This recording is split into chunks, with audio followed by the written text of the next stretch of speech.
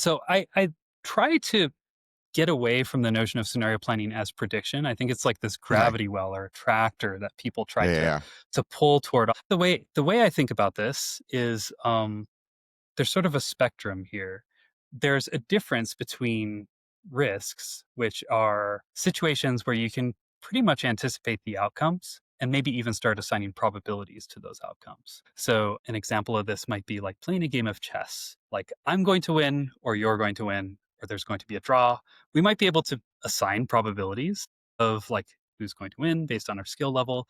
But in a sense, there's a lot of known unknowns. Like we kind of know Okay. the set of things, the set of outcomes, right? Where I tend to reach for scenario planning is in conditions not of risk but of uncertainty. So uncertainty, this is sort of something that was developed by an economist, Knightian uncertainty, Frank Knight. I was just Yeah. gonna yeah say like nighty and uncertainty. If you don't even know kind of what you're You dealing don't with. even know. Yeah, Yeah. you don't even know. So you don't know the probabilities of the outcomes. You don't even know the possible outcomes, right? Right. Yeah, And so yeah.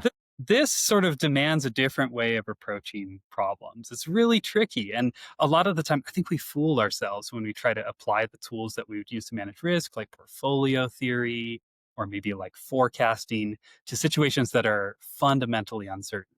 So where I find scenario planning pretty interesting as a sort of tool in the tool belt for navigating those kinds of situations is most of what you're doing is exploring your environment, trying to understand sort of what's moving quickly, what's moving slowly. How does this sort into pace layers? Who are the actors? And these actors might come and go. New ones might arise. What are the forces involved that are sort of driving change over longer time horizons?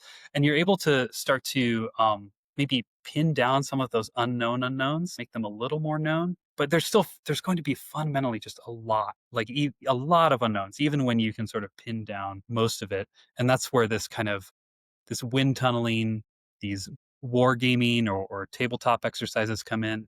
You're sort of training for being able to act under high uncertainty, if that makes sense.